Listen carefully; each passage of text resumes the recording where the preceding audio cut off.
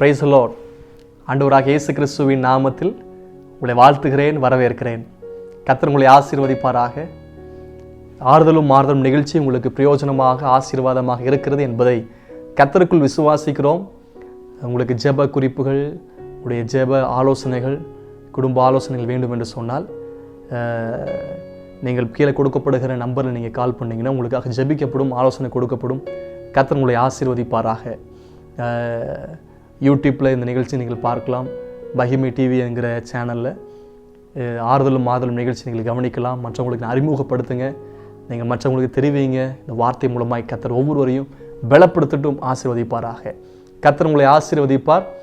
அவனுடைய வார்த்தைகள் நாம் கவனிக்க போகிறோம். கர்த்தர் நம்மோடு கூட பேசும்படிக்கு நாம் ஜெபிப்போம். பரலோக பிதாவே, கிருபை நிறைந்த இயேசுவின் நாமத்தில் ஜெபிக்கிறோம். கர்த்தர் எங்களோடு கூட பேசுகிறவர். மனுஷன் அப்பத்தினால் மாத்திரமல்ல, கர்த்தருடைய வாயிலிருந்து புறப்படுகிற ஒவ்வொரு வார்த்தையினாலும் பிழைப்பான். வானம் பூமி ஒளிந்து போனாலும் உடைய வார்த்தை ஒரு நாள் ஒளிந்து போவது இல்லை. அந்த 100க்கு அதிபதி கேட்டாரப்பா, ஒரு வார்த்தை சொன்னா போதும் வேலைக்காரன் சுஸ்தமாவான். உடைய வார்த்தையினால் ஒவ்வொருவரையும் தேர்ச்சினவர், வார்த்தையினால் உருவாக்கினவர். இன்றைக்கு வார்த்தையினால் பலப்படுத்தும், எங்களோடு கூட பேசும். இந்த வார்த்தைக்கு செவி கொடுக்க, அது கீழ்ப்படிந்து நடக்க கர்த்தர் ஞானம் கிருபைகளை கர்த்தர் தாரும். இயேசுவின் நாமத்தில் ஜெபிக்கிறோம் நல்ல பிதாவே, ஆமென், ஆமென். Praise the Lord. ஆண்டவருடைய நாமத்துக்கு மகிமை உண்டாவதாக. நாம் வேதத்தை தியானிக்க போகிறோம். செய்திக்கு ஆதாரமாக யோசுவாவின் சரித்திர புஸ்தகம் 11ஆம் அதிகாரம் 22ஆம் வசனம். யோசுவா 11ஆம் அதிகாரம் 22ஆம் வசனம். Book of Joshua chapter 11 verse 22. நான் வாசிக்கிறேன். இஸ்ரவேல் புத்திரரின் தேசத்தில் ஏனாக்கியர் ஒருவரும் மீதியாக வைக்கப்படவில்லை.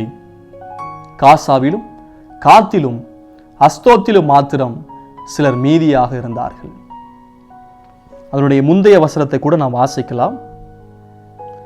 21ஆம் வசனம் 22ஆம் வசனம். யோசுவா 11ஆம் அதிகாரம் 21.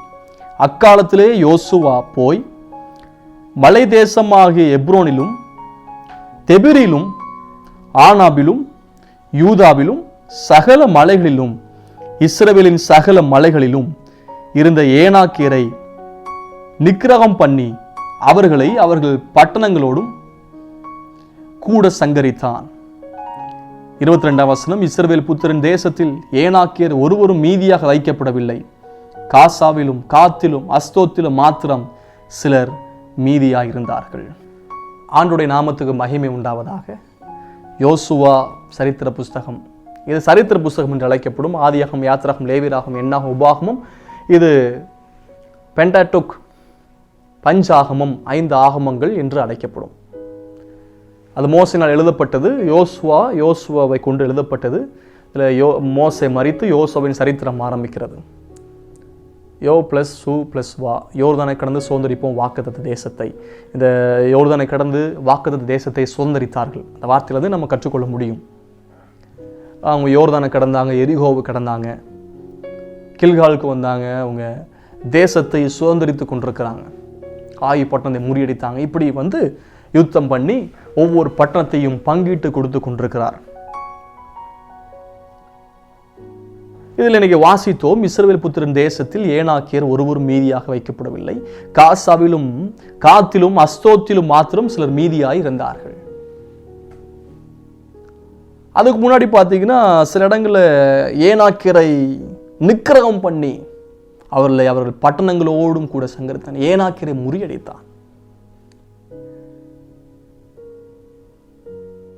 அப்புறம் 3 பகுதியில் ஏனாக்கியர்களை மீதம் வைக்கிறார். காசாவில, காத்துல, அஸ்தோத். என்ன கற்றுக்கொள்ள போகிறோம் என்றால்,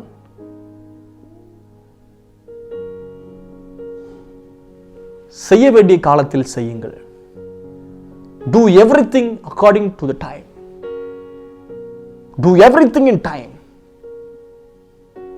செய்ய வேண்டிய காலத்தில் நீங்க செய்யுங்க. பின்பதாக நீ யோசிக்க வேண்டிய அவசியம் இல்லை.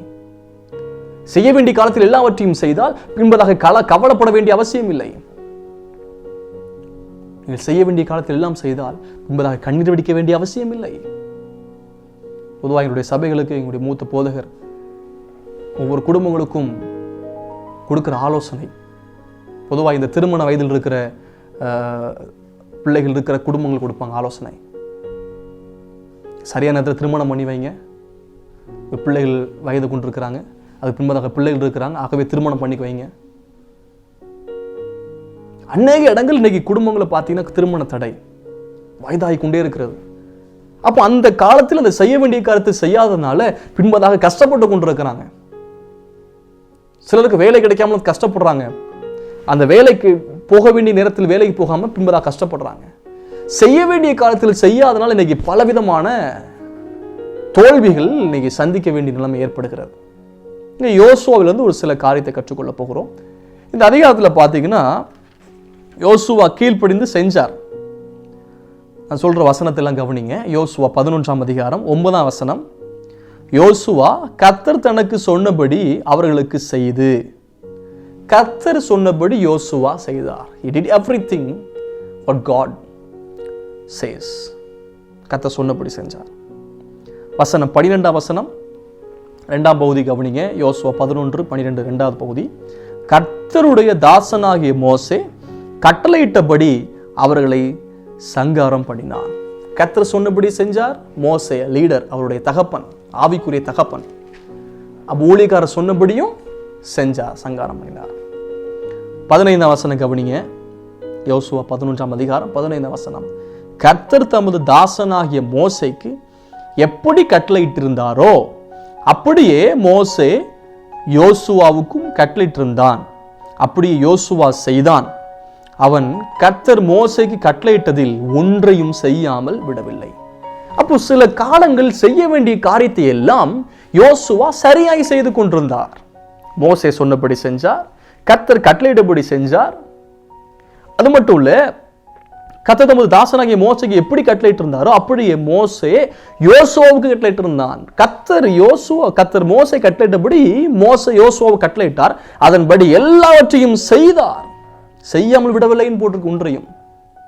அப்போ செய்ய வேண்டிய காரியத்தில் எல்லாவற்றையும் செய்தார். பிள்ளைகளுக்கு செய்ய வேண்டிய கடமையில செய்யுங்க. பெற்றோர் செய்ய வேண்டிய கடமையில அன்றைக்கு செய்யுங்க. ஒவ்வொரு நாளும் ஒவ்வொரு காலத்தில் என்ன செய்யணுமோ அதை செய்யுங்க.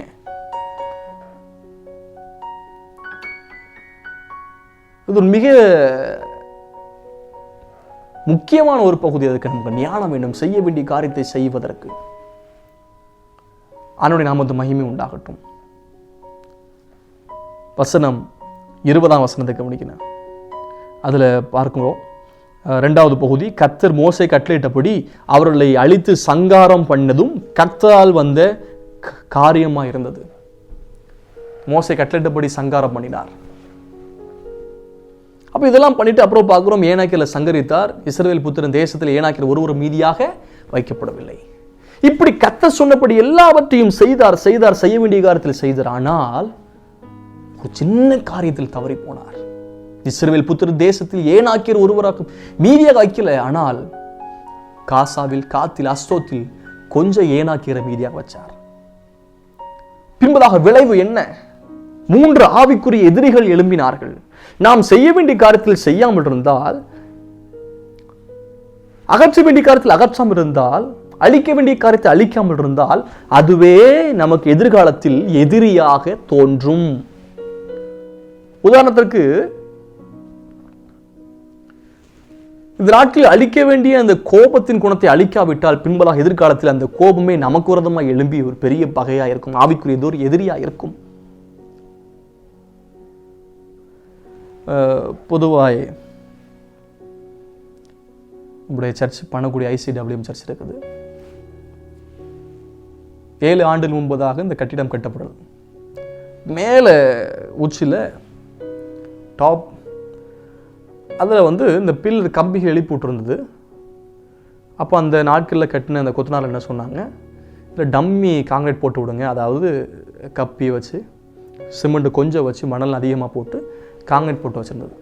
அப்போது என்ன சொன்னாங்கன்னா, பரவாயில்ல நீங்கள் பில்டிங் மேலே கட்டும்போது அதை ஈஸியாக உடைச்சிடலாம், கம்பி ஜாயின் பண்ணி கட்டுங்க அப்படின்னு சொன்னாங்க. அநேக ஆண்டுகள் கழித்து இப்பொழுது அது மேலே சின்ன வேலைக்காக வேலை நடந்து கொண்டிருக்கும் போது இப்போ கட்டுற அந்த கொத்தனார் அதெல்லாம் உடைக்கிற வேண்டிய நிலைமை வந்தது. உடைச்சு பார்க்கும்போது அதிர்ச்சி காத்திருந்தது. அந்த பில்லர் எல்லாம் துரு பிடித்து போய் இருந்தது. எல்லாம் பெரிய பெரிய கம்பிங்க. அப்போ அவங்க சொன்னாங்க, இது ரொம்ப ஆபத்து, இன்னும் 2-3 வருடங்கள் கழித்தால் இந்த தூரு அப்படியே இறங்கி பில்டிங் கீழே இருக்கிற பில்டிங் வெடிக்க வாய்ப்பு இருக்கிறது. அப்போ அந்த நாட்கள் எங்களுக்கு அறியாமல் இருந்தோம், தெரியாமல் இருந்தோம். அப்போ அந்த நாட்கள் மேலே காங்கிரீட் போட்டு விட வேண்டிய நாட்கள் நாங்கள் அதை வச்சு காங்கிரீட் போடாமல் விட்டுறதுனால இப்போ பாதிப்புகள் ஏற்படுகிறது. இப்போ சரியாக அதை கண்டுகொண்டு அதுக்கு வேற ஒரு சொல்யூஷன் செய்ய வேண்டிய நிலைமை வந்தது. அப்போ அதை கண்டுகொள்ளாமல் அப்படியே விட்டிருந்தால் பின்பதாக அந்த பெரிய பில்டிங் பாதிக்கப்படுவதற்கு வாய்ப்பு இருக்கிறது. இதே போலத்தான் நாம் ஒரு காலத்தில் ஒரு சின்ன காரியத்தை பார்க்கும்போது அகற்ற வேண்டிய காரியத்தை அகற்றாதனால், மீதம் வைத்ததுனால இப்பொழுது பலவிதமான பிரச்சனைகள். பல சொல்லுவாங்க, அன்றைக்கு படிச்சிருப்பேனே, வாய்ப்பு கிடைச்சது, சரி நான் அன்றைக்கே நான் கடினம் உழைச்சிருப்பேனே, என்ன அன்னைக்கு இடம் வாங்கி போட்டிருப்பேனே சொல்லுவாங்க. அன்னைக்கு சீப்பா இடம் கிடைச்சது, நான் பணத்தை எல்லாம் வீண் பண்ணிட்டேன், குடிச்சு அழிச்சிட்டேன், அந்த பணத்தை வச்சு சின்ன சொத்து வாங்கி போட்டுக்கலாம், இன்னைக்கு இடமெல்லாம் விலை உயர்ந்து போய்விட்டது. அன்னை வாய்ப்பு கிடைத்திருந்தது. இப்படி பல வாய்ப்புகளை இழந்து இன்றைக்கு அன்னைக்கு பெரியவங்க கேட்டா சொல்லுவாங்க, நான் அன்னைக்கு அப்படி பண்ணிக்கலாம், இப்படி பண்ணிக்கலாம். ஒரே பள்ளிக்கூடத்தில் நிறைய 40-50 பேர் ஒரு கிளாஸ்ல படிக்கிறாங்க. அதே கிளாஸ்க்குள்ள ஒருத்தன் உயர்ந்திருக்கிறான்.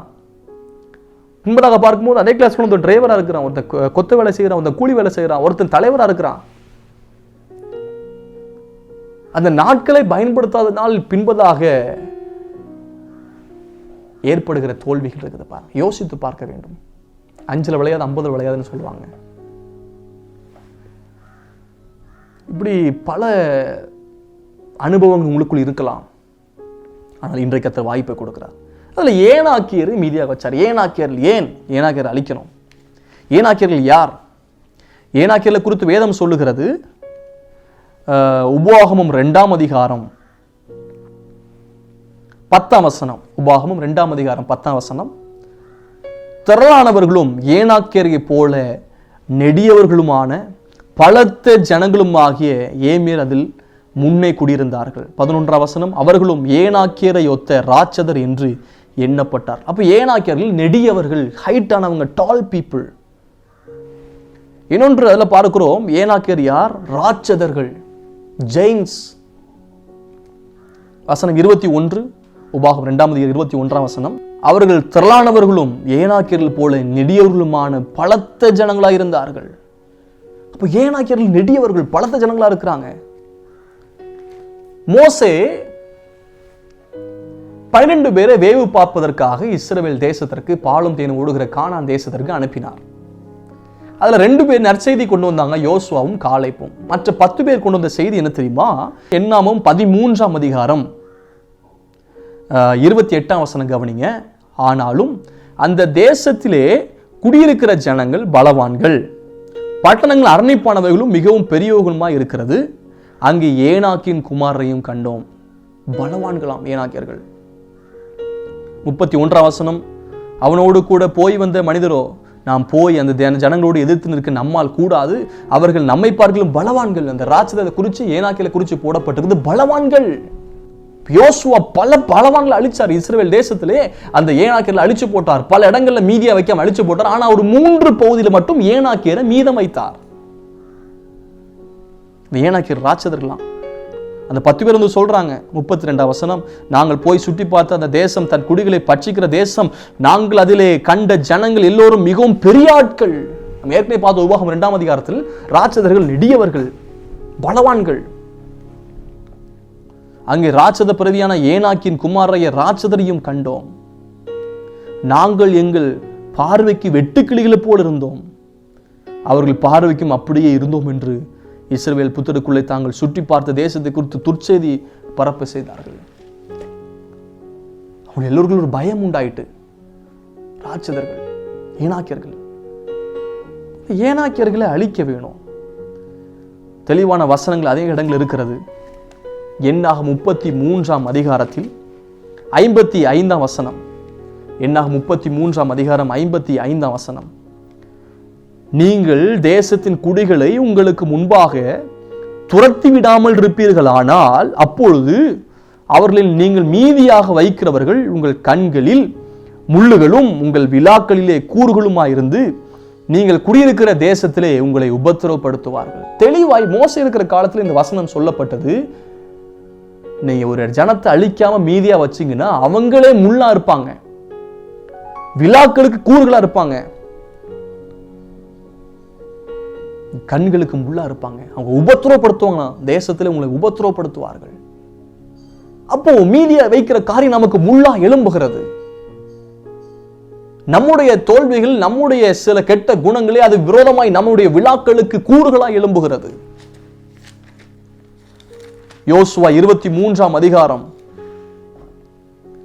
12ஆம் வசனம், நீங்கள் பின்வாங்கி போய் உங்களுக்குள்ள மீதியா இருக்கிற இந்த ஜாதிகளை சேர்த்து அவர்களோடு கூட சம்பந்தம் கலந்து நீங்கள் அவர்கள் உங்களிடத்திலும் உறவாடினால் நீங்கள் தேவனாகிய கர்த்தர் இனி இந்த ஜாதிகளை உங்களுக்கு முன்பாக துரத்தி விட மாட்டார் என்றும் உங்கள் தேவனாய் கர்த்தர் உங்களுக்கு கொடுத்த இந்த நல்ல தேசத்திலிருந்து அழிந்து போக மட்டும் உங்களுக்கு கண்ணியாகவும் வளையாகவும் உங்கள் விழாக்களுக்கு சவுக்காகவும் உங்கள் கண்களுக்கு முள்ளுகளாகவும் இருப்பார்கள் என்று நிச்சயமாய் அறியுங்கள். அப்போ துரத்தாமல் போன மீதியாய் வைக்கப்பட்டவர்கள் விரோதமாய் சவுக்கா எழும்புறாங்க, முள்ளுக்களா எழும்புறாங்க, கண்ணுகளுக்கு முன்னா எழும்புறாங்க, வளையா எழும்புறாங்க, கண்ணியா எழும்புறாங்க என்று அன்றைக்கு சொல்லப்பட்டது. அப்ப என்ன நடந்தது? காசாவில், காத்தில், அஸ்தோத்தில் 3 பகுதியில் ஏனாக்கிற வீதம் வைத்தார். என்ன நடந்தது? இந்த 3 பகுதியை கற்றுக்கொள்ள போகிறோம். 3 ஜாதிகள் 3 ஆவிக்குரிய எதிரிகளை பிறப்பித்தது. நம்ம ஆவிக்குரிய எதிரிகளை பிறப்பிக்கிறோமா? முதலாவது ஒரு பகுதி கற்றுக்கொள்ள போகிறோம். 1 சாமுவேல் 17ஆம் அதிகாரம் 4ஆம் வசனம். 1 சாமுவேல் 17ஆம் அதிகாரம் 4ஆம் வசனம். அப்பொழுது ஊரானாகிய கோலியாத் என்னும் பேருள்ள ஒரு வீரன் பெலிஸ்தரின் பாளையத்திலிருந்து புறப்பட்டு வந்து நடுவே நிற்பான். அவன் உயரம் 6 முழமும் 1 ஜானுமாம். ஊரானாகிய கோலியாத் என்னும் ஒரு வீரன். முதலாவது காத்தை குறித்து பார்க்கிறோம். கோலியாத் அவனுடைய உயரத்தை பார்க்கிறோம். அவன் உயரம் 6 முழம் 1 ஜான், அப்படின்னா கிட்டத்தட்ட 9 அடி உயரம். இந்த கோலியாத்தை குறித்து பார்க்கும் போதும் ராட்சதன், ஏனாக்கின் குமாரன், பெலிஸ்தியன், ஒரு ஆவிக்குரிய எதிரி எழும்புகிறது. இஸ்ரவேல் ஜனத்துக்கு விரோதமாக எழும்புகிற பெலிஸ்தியர் கூட்டம்.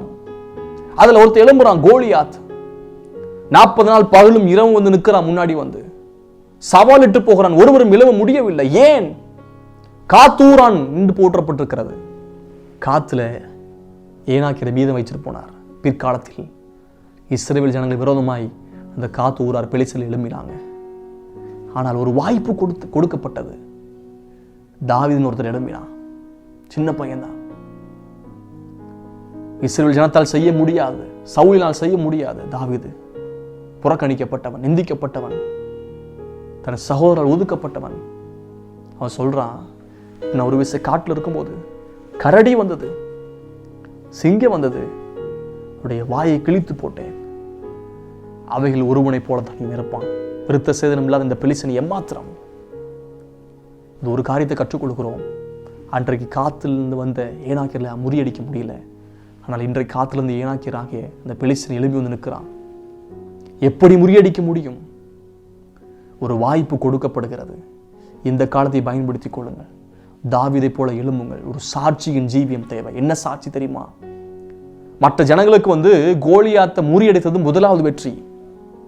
தாவீது குறித்து சொல்லுவாங்க, ஐயோ தாவீது முதலாவது வெற்றி பெற்றிருக்கிறான். ஆனா தாவீதுக்கு தெரியும், இது எனக்கு 2வது வெற்றி. முதல் வெற்றி எங்க தெரியுமா? யாரும் பார்க்க முடியாத காட்டு பகுதியில். ஆடு மட்டும் தான் பார்த்திருக்கோம். சிங்கத்தை கொண்டான், கரடியை கொண்டான். ஒன்று சொல்ல முடியும், நம்முடைய அந்தரங்க வாழ்க்கையில் வெற்றி இருக்குமானால், நம்முடைய அந்தரங்க வாழ்க்கையில் வெற்றியின் சாட்சி இருக்குமானால், வெளியான வாழ்க்கையில் வெற்றி இருக்கும். If there is victory in the private life, there will be victory in public life. இந்த கோலியாத்தை மேற்கொள்வதற்கு காரணம் என்ன தெரியுமா? சொல்றான், சிங்கத்தையும் கரடியும் நான் கொன்றேன். தனிப்பட்ட வாழ்க்கையில் பெரிய பெரிய பில்டிங்லாம் பார்க்கிறோம், ட்வின் டவர்லாம் பார்க்கிறோம். துபாயில் உலகத்தில் உயரமான கட்டிடம் இருக்கிறது. பார்க்குறவங்க செல்ஃபி எடுப்பாங்க, உயரமான கட்டிடத்தை பார்ப்பாங்க. ஆனால் கட்டினவனுக்கு தான் தெரியும், இவ்வளவு உயரமாய் நிற்பதற்கு கண்ணுக்கு தெரியாத ஒரு அஸ்திபாரம் கீழே இருக்கிறது. ஒவ்வொருடைய வாழ்க்கையின் உயர்வுக்கு பின்பதாக பார்க்கும்போது நம் கண்களுக்கே தெரியாத அஸ்திபாரம் இருக்கிறது. அதன் நாம் மத்தேயுல பார்க்கிறோம். 7ஆம் அதிகாரத்தில் இயேசு ஓமையா சொல்லுகிறார். நான் சொன்ன இந்த வார்த்தைகளை கேட்டு இதன்படி கேட்டு இந்த கண்மலை மேல் கட்டுகிறவன் புத்தி உள்ளவன், மணல் மேல் கட்டுகிறவன் புத்தி இல்லாதவன். கண்மலை மேல் அஸ்திபாரம் போட்டால் அஸ்திபாரம் தெரியாது, ஆனால் கட்டிடம் தெரியும். மழை வெள்ளம் வந்தாலும் காற்றடித்தாலும் பெருவெள்ளம் வந்தாலும் அஸ்திபாரம் ஒன்றும் செய்யாது. ஆனால் மணல் மேல் கட்டினால் பெரு காற்றடிச்சாலே மண்ணெல்லாம் விலகி போயிடும், அஸ்திபாரம் தெரியும். பெரு வெள்ளம் வந்தால் அடிச்சு கொண்டு போய் மண் எல்லாவற்றையும் எடுத்து கொண்டு போகும், அஸ்திபாரம் வெளியே தெரியும். தன்னுடைய அந்தரங்க காரியங்கள் வெளியே தெரிவதல்ல, தன்னுடைய அந்தரங்க காரியத்தில் வெற்றி. கற்பாறையின் மேல் கட்டினவன் புத்தி உள்ளவன். அஸ்திபாரத்தை கண்மலை மேல் போடுங்க. நான் எவ்வளவு உயர்ந்தவனாய் வளர்ந்தேன் என்பது முக்கியம் அல்ல, நான் எவ்வளவு ஆழமாய் உயர்ந்திருக்கிறேன் என்பதுதான் முக்கியம். அப்போ காத்தூரனாகிய கோலியத்தை கொன்றான் ஏனாக்கிறேன். 2வது காசா. நியாயாதிபதிகள் 16ஆம் அதிகாரம் 1ஆம் வசனம். பின்பு சிம்சோன் காசாவுக்கு போய் அங்கே ஒரு வேசியை கண்டு அவனிடத்தில் போனான். முதலாவது காத்துல இருந்து கோலியாத் வந்தா, 2வது காசால இருந்து வேசி. காசாவை குறித்து பார்க்கும்போது வேசிகள் பிறக்கிற இடம். துன்மார்க்கமா தன் ஜீவித்தை அழித்து போட்டவன் சிம்சோன் எங்கே?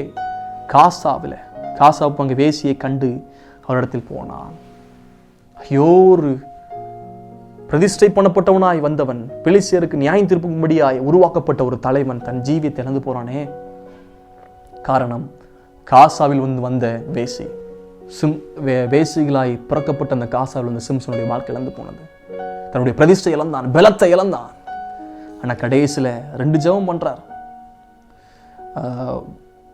வசனம் நியாயாதிபதிகள் 16ஆம் அதிகாரம் 28ஆம் வசனம்.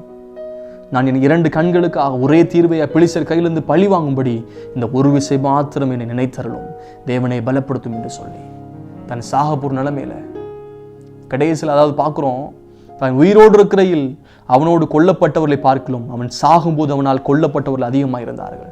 ஆண்டோட ஜெபம் பண்ற, ஆண்டவரே என்னை நினைச்சருளும், ஒரு விசை மாத்திரம் நினைத்தருளும். தேவன் யார் திரும்ப நினைவு கூறுகிற கர்த்தர். ஒரு வாய்ப்பு கொடுக்கப்படுகிறது பெலிஸ்தீனை அழிக்க, வேசி பட்டணத்தை அழிக்க, காசாவில் இருக்கிற பெலிஸ்தீனை அழிக்க, ஏனாக்கர்களை அழிக்க, வேசிகளை அழிக்க ஒரு வாய்ப்பு கொடுக்கப்படுகிறது. அவன் ஜெபம் பண்ற, கண்கள் இல்லை ஆண்டவரே, என் கண்களுக்காக ஒரே தீர்வியாய் பெலிஸ்தர் என் கையில பழி வாங்கணும், ஒரு விசை என்னை நினைத்தருளும் மாத்திரம். ஆண்டவருடைய திரும்ப நினைவு கூறுகிற கர்த்தர், தாழ்வில் நினைக்கிறவர். அந்த சிலுவை கல்லன் கூட கேட்கிறான், என்னை நினைச்சருளும் ஆண்டவரே.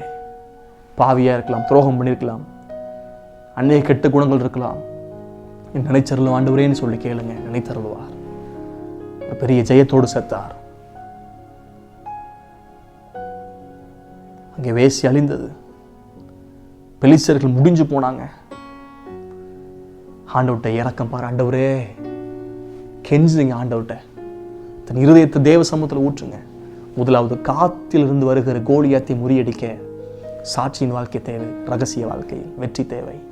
2வது, காசாவில் இருக்கிற வேசியை முறியடிக்க ஒரு பெரிய ஜெயம் எடுக்க ஆண்டவர்கிட்ட போய் ஆண்டவரே நினைவு கூறுங்க ஆண்டவரேன்னு சொல்லி கெஞ்சுங்க. 3வது ஒரு பகுதி, 1 சாமுவேல் 5ஆம் அதிகாரம் பார்க்கும்போது 1-4. பெலிஸ்தர் தேவனுடைய பெட்டியை பிடித்து அதை எபினேசிலிருந்து அஸ்தோத்துக்கு கொண்டு போனார்கள். 3ஆம் வசனம், அஸ்தோத் ஊரார் மறுநாள் காலம் எழுந்து பார்த்தபோது தாகோன் கர்த்தருடைய பெட்டி முன்பதாக தரையில் மூங்கப்ப விழுந்து கிடந்தது. அதாவது ஏலி நாட்டில் உடன்படிக்கை பெட்டி பிடிக்கப்பட்டது. இந்த உடன்படிக்கை பெட்டி பிடிக்கப்பட்டது என்று சொன்ன போது ஏலி அந்த செய்தி கேட்டு விழுந்து மரித்து போனார். ஏலியின் பிள்ளைகள் செத்து போனாங்க. உடன்படிக்கை பெட்டி என்றால் தேவனுடைய ஆவியினரை குறிக்கிறது, தேவன் கூட இருக்கிறார் என்பதை குறிக்கிறது. உடன்படிக்கை பெட்டி பழைய பாட்டு காலத்தில் அது மகா பரிசுத்த ஸ்தலத்தில் இருக்கும். மேல 2 கேருபீன்கள் இருக்கும், கிருபாசன தண்டை இருக்கும், ரத்தம் சிந்தப்படும், தூபம் காட்டப்படும். தேவன் மகிமையாந்து வாசப்படுகிற ஸ்தலம் தான் உடன்படிக்கை பெட்டி. இது தேவனுடைய ஆவியானவரை குறிக்கிறது, தேவன் வந்து வாசம் பண்ணுகிற ஸ்தலம். இது தேவனுக்குரிய, இது கர்த்தருடைய பெட்டி என்று இருக்கிறது, தேவனுடைய பெட்டி என்று இருக்கிறது. ஓபேத் வீட்டில் உடன்படிக்கை பெட்டி இருந்தது. ஓபேத் கர்த்தர் ஆசீர்வதித்தார். 4ஆம் அதிகாரம் 1 சாமுவேல் 4ஆம் அதிகாரம் 22ஆம் வசனம் பார்க்கிறோம். தேவனுடைய பெட்டி பிடிக்கப்பட்டு போனதுனால் மகிமை இஸ்ரவேலை விட்டு விலகி போயிட்டு, தேவனுடைய பெட்டி பிடிக்கப்பட்டதுனால மகிமையை விலகி போச்சான். உன்னதத்தின் மகிமை, தேவனுடைய பிரசன்னம் விலகி போய்விட்டது. யார் எடுத்து போனா தெரியுமா? அஸ்தோத்துக்காரங்க. அஸ்தோத் உடன்படிக்கை பெட்டி எடுத்துட்டு போனாங்க. அன்றைக்கு அஸ்தோத்தில் மீதியாய் வைக்கப்பட்ட ஏனாக்கியர்கள் இன்றைக்கு நம்முடைய உடன்படிக்கையை பெட்டி எடுத்து கொண்டு போறாங்க. அன்னைக்கு உடன்படிக்கையில் இருக்கிற ஆபிரகாம் ஒரு உடன்படிக்கை பண்ணினார், ஆதாம் ஒரு உடன்படிக்கை பண்ணினார், ஈசாக்கு ஒரு உடன்படிக்கை பண்ணார், யாக்கோபு உடன்படிக்கை பண்ணார். ஆனால் புதிய ஏற்பாட்டு காலத்தில் புது உடன்படிக்கை என ரத்தம் சிந்தப்பட்டது. நம்மோடு உடன்படிக்கை பண்ணுவதற்காக இயேசு ரத்தம் சிந்தினார். இன்றைக்கு அந்த உடன்படிக்கை இன்னைக்கு பிற்கப்பட்டிருக்கிறது, உடன்படிக்கை இன்றைக்கு களையப்பட்டிருக்கிறது. காரணம் அஸ்தோத்தூரா தாகோனுக்கு போய் வைக்கிறாங்க, தாகோனு போய் விழுது. தேவன் ஏன் திரு வைராக்கியம் பாராட்டினார்? கர்த்தர் உடன்படிக்கை பெட்டி மேல வைராக்கியம் பாராட்டுகிறவர். நாம் ஏனோக்கரை விட்டோம் என்பதற்காக அல்ல, அது கர்த்தருடைய பெட்டி. கர்த்தர் வைராக்கியம் கொண்டு அஸ்தோத்தூராரை கர்த்தர் அழித்தார், வாதையை கொடுத்தார், மூலமூல வியாதியை கர்த்தர் கொடுத்தார். பயந்து போய் விடுறாங்க. கர்த்தர் பழி வாங்கின அஸ்தோத்தூரான காரணம் கர்த்தருடைய பெட்டி. கர்த்தருடைய பெட்டி விக்கிர கோயில கொண்டு வைக்கிறான்.